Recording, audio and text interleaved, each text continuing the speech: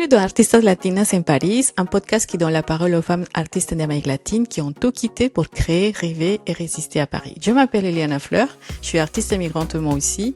Ici, on parle vrai avec un accent, avec une histoire. Ici, on cherche nos mots, mais on baisse jamais la voix. Chaque épisode, c'est une rencontre, une voix, une force, une création née entre deux mondes. Installe-toi et écoute le cœur battre entre deux cultures. J'ai le plaisir d'être avec Claudia. Merci d'être là, merci de répondre Merci. oui et partager ton histoire. Alors, Merci. dis-nous, qui es-tu? Merci Eliana pour l'invitation. Alors, je m'appelle Claudia de la Hoz, donc je suis d'origine colombienne. Je suis née à Barranquilla, donc c'est sur la côte des Caraïbes en Colombie. Je suis arrivée en France il y a 27 ans. J'ai fait toutes mes études ici. Je me suis installée sur Paris depuis toujours.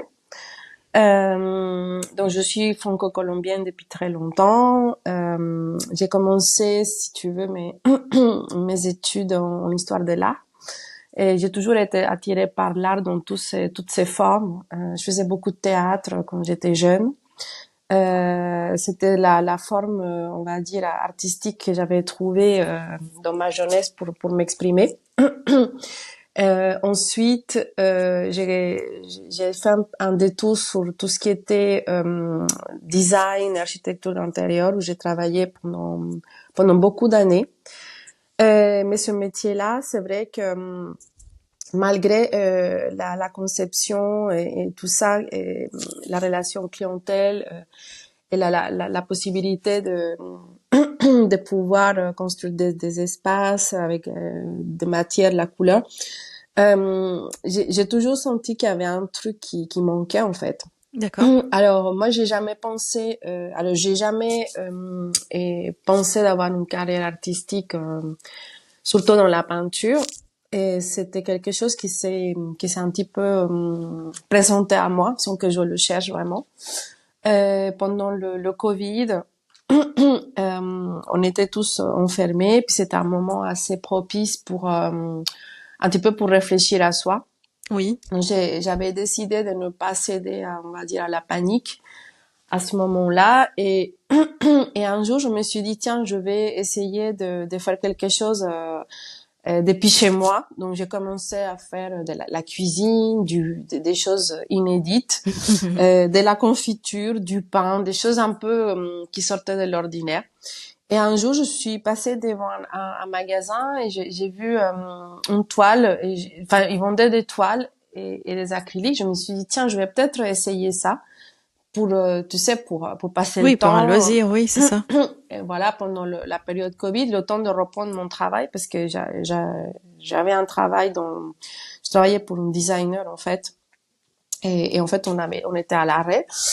Et voilà, et ça a commencé comme ça. J'ai fait une première toile, une deuxième, une troisième, et je me suis dit tiens, je vais ouvrir un compte Instagram. J'avais pas d'Instagram à l'époque, et je vais pour m'amuser, montrer un peu. Et en fait, ce qui a été ce qui a commencé un peu comme un passe-temps, finalement, c'est dessiné un peu comme une destinée finalement, puisque les choses se sont, on va dire rapidement, ils ont rapidement pris forme. Ok. J'ai commencé à voir des personnes qui se sont intéressées. Au début, je me disais, c'est vrai, vous voulez acheter une toile, enfin, aux gens qui, au début, ça a commencé par les gens que je connaissais, et après, des gens sur Instagram, et après, et j'ai eu une belle première vente, avec une maison d'édition très connue qui s'appelle la Maison Pierre Fray, qui a vu certaines de mes toiles enfin une personne en tout cas de l'équipe création a vu sur Instagram les toiles, et donc Monsieur Pierre Fray m'a appelé directement à leur bureau pour que je ramène une quinzaine d'étoiles pour qu'ils en choisissent pour faire les prochaines collections des panoramiques avec, et en fait la maison Panoramique des quoi exactement? C'était quoi le alors, projet? Oui. Oui, en fait, ce sont des éditeurs, c'est la maison d'édition française des plus importantes dans la décoration d'intérieur. Et en fait, ils éditent donc du textile maison. Un panoramique, c'est un énorme papier peint, on va dire, mais qui montre un seul dessin, donc un seul tableau. Et quand ils ont vu un de mes tableaux qui s'appelle l'arbre perdu, qui est en fait, c'est un arbre bleu dans un fond rose. Et ben ils m'ont appelé et donc ils ont acheté cette toile et deux autres pour les catalogues futurs. J'en revenais pas. Je savais pas comment vendre une toile professionnellement parce que c'était pas mon métier. Donc en fait, j'ai dû apprendre sur le tas, faire pas mal de choses. Il a acheté donc mes trois toiles au prix que j'ai demandé, en me renseignant un peu sur tout ça. Et à partir de là, donc en fait, je perçois des royalties lorsque chaque panoramique est vendu en plus. Il y a eu deux autres maisons d'édition en Belgique qui se sont intéressées aussi pour pareil leur panoramique. Et ensuite, il y a la partie galerie exposition qui a commencé à s'ouvrir aussi. Donc aujourd'hui, après ces 3 ans et demi intenses on va dire entre essayer de devenir une artiste que j'étais pas, parce que la plupart des gens avec qui je travaille aujourd'hui, donc sont des personnes, des artistes issus des beaux-arts et Oui, des c'est écoles ça. d'art. L'école, ouais, oui. Voilà, où on t'apprend à devenir un artiste, en fait, grosso modo. Moi, je savais même pas Oui, en comment fait, créer un portfolio, les tu vois. artistes qui n'ont pas fait d'école, on devient en fait artiste à force, on va dire. On apprend Ouais, sur le taf, en fait. exactement. Donc, en fait, on apprend sur le tas et du coup, j'ai dû apprendre, enfin, alors, aujourd'hui, c'est vrai que là, je me suis un petit peu entourée. Aujourd'hui, je suis un peu plus entourée, bien sûr. Je suis représentée par une galerie à Paris, dans le 6e, à une représentation classique. Donc là, tu as effectivement toute l'aide nécessaire pour le reste. Oui. Et je travaille aussi avec une personne qui a développé une sorte de forme d'exposition à New York. Alors j'exposais avec d'autres galeries aux États-Unis déjà, mais ensuite cette personne m'a contacté ici à Paris. Elle a créé un concept qui s'appelle de Saloon. Et le Saloon, c'est emmener l'exposition dans des appartements, dans des maisons particulières des femmes. Elle travaille beaucoup axée sur cette idée-là. En fait, elle est issue du marketing aux États-Unis et actuellement le The Saloon est présent à Londres, à Paris, à New York et j'expose avec elle donc à Paris et à New York notamment. Donc et je me rends aux États-Unis, je dirais une fois tous les 3 mois pour ces expos-là. Et donc avec la galerie parisienne, il y a pas mal de projets aussi. Et en fait, tout ça s'est passé dans un laps de temps très très rapide. Oui, Et 5 ans, 3 ans, pour 4 ans. moi, on va dire à tout casser, en mars prochain, ça fera 4 ans. Oui. Et ce sont des choses enfin, des choses alors je travaille avec des artistes, par exemple, qui sortent d'école, tu vois, qui ont 28, 29 ans, 30 ans. Et parfois c'est un peu bizarre quand t'es enfin, quand t'exposes avec eux parce qu'eux ils ont tous les codes que t'as pas. Oui. Alors aux États-Unis c'est plus facile, je dirais, parce que là-bas le self-made est quand même assez récompensé. Mhm. En France, c'est un peu différent. En France, normalement, on veut que tu aies un titre de beaux-arts. Mhm. Alors, c'est vrai que j'ai fait des études en histoire, en architecture d'intérieur, donc j'ai eu des cours de dessin, des perspectives, des couleurs, tout ça. Mais moi, je ne suis pas issue des beaux-arts. Je m'étais posé la question, est-ce que je dois faire un espèce de master chez eux parce que mes Pour pères, en rendre tout une cas, crédibilité, c'est ça? mais le galeriste avec qui je travaille, en fait, c'est eux qui sont venus me chercher pour mon travail et non pas alors, je suis la seule personne, effectivement, de la galerie à ne pas être Ok. issu d'une école d'art. Et c'est ça le challenge le plus difficile, je pense. Ok. Alors, voilà. Et je suis Ok. la seule artiste d'origine étrangère aussi, je crois, Ok. dans la galerie. Du coup, quelle est ta pratique en fait? Quel est ce que tu travailles je sais pas, quel est ton Moi, je médium? travaille, moi, je travaille la peinture. Ok. Moi, je suis peintre. Je travaille les acryliques, je travaille l'huile. Alors, tous ces médiums-là, j'ai appris. Alors, j'ai beaucoup d'intuition, donc je sais un petit peu à l'avance comment utiliser, mais j'ai pris quand même quelques cours de, par exemple, de peinture à l'huile, qui est quand même une technique assez particulière. Je travaille aussi les pastels gras, que j'aime Mhm. beaucoup, parce que certaines de mes toiles sont comme des dessins au départ, que je Ok. sketch avec ça. Mais moi, je travaille la peinture, Ok. alors, voilà, soit sur canvas ou sur des supports bois Mhm. ou autre. Ok. Est-ce qu'on trouve alors ton pays, quelle est ton influence en fait dans ton travail? Bien sûr. Alors, tout l'univers, alors il y a deux univers dans ma peinture, c'est la nature sauvage. Oui. Ce sont les petites jungles qu'on retrouve lorsqu'on va sur la côte des Caraïbes et que tu t'arrêtes sur une plage.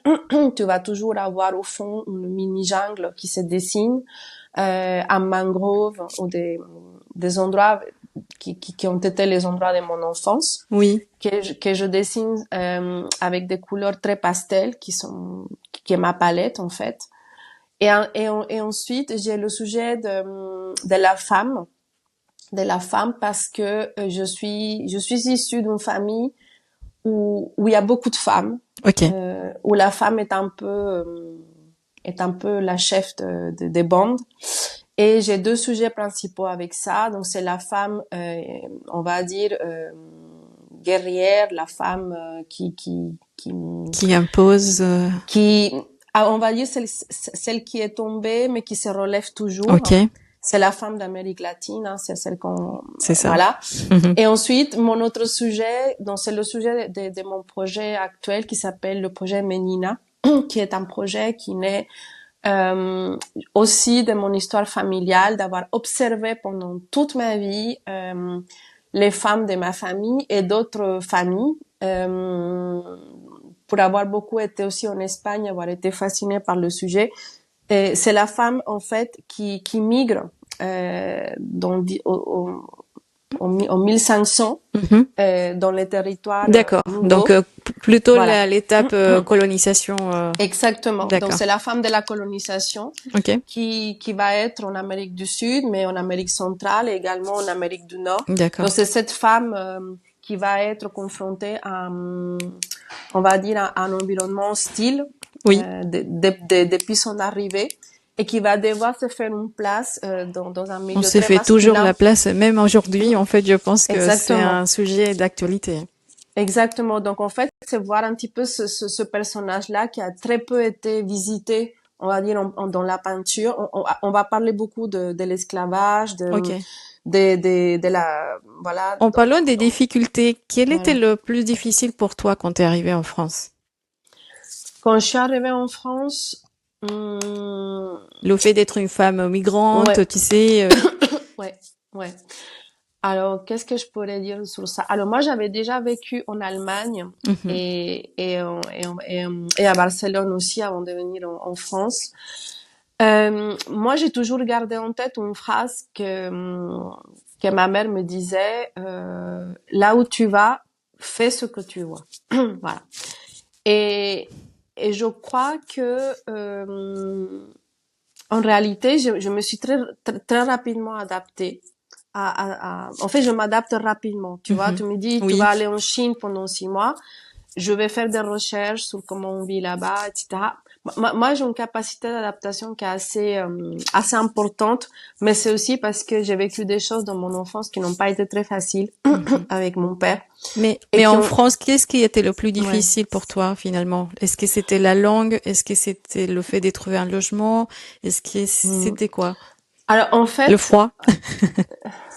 je dirais c'est la lumière, en fait. Je dirais que le manque de lumière ici, ça a toujours été un problème pour moi. D'accord. Quand je manque de lumière, je manque de tout en fait. J'ai pas eu de problème pour trouver où vivre. J'ai pas eu de problème avec la langue. J'ai vite rentré à l'université, donc non, en fait, je parle 5 langues couramment.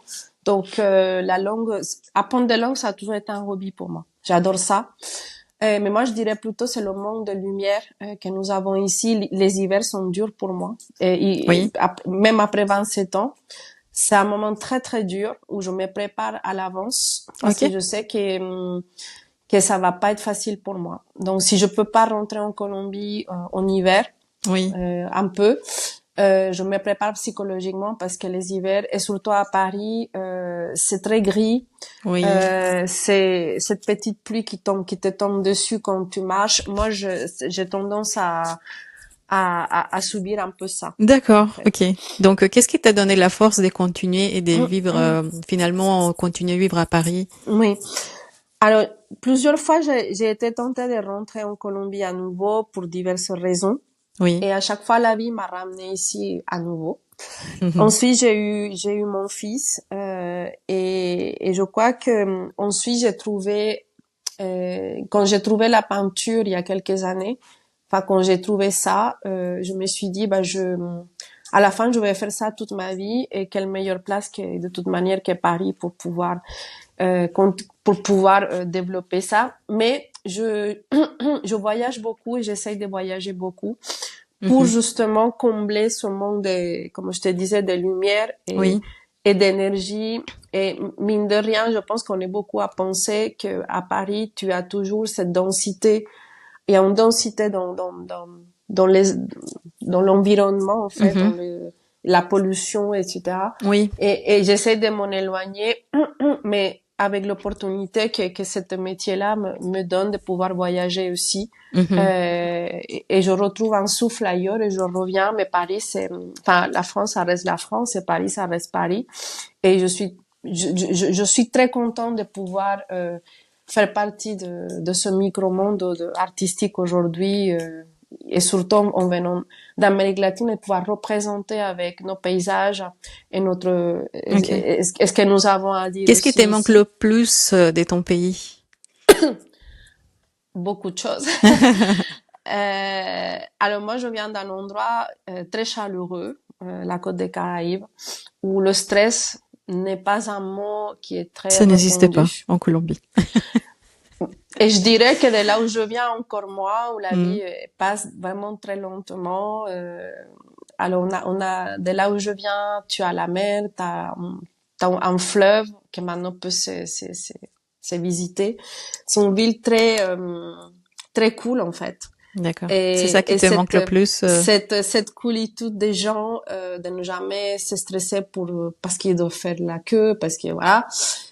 Et la lumière, évidemment, la lumière que nous avons chez moi, qui permet de tout voir réellement.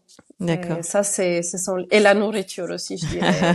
Même si j'adore la nourriture française, évidemment, et il y a quand même les saveurs de mon enfance qui me manquent aussi, quoi. Ok.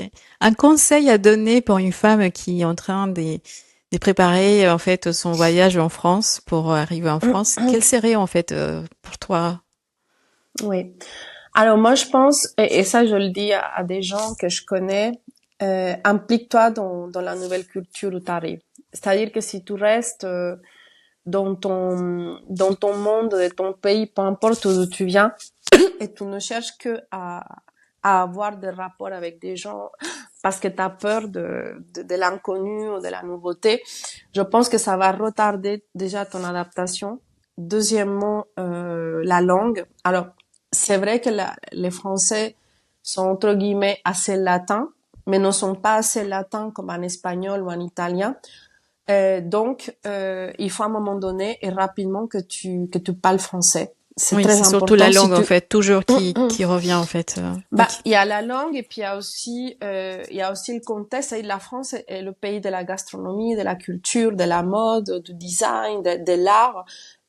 Il faut avoir toutes ces choses-là un peu en tête que tu viens pas ici pour refaire la Colombie ici. C'est-à-dire Exact. que ça n'a rien à voir. Alors oui, Il faut je vais donner dans un des, sens en fait de voilà, pourquoi t'es là.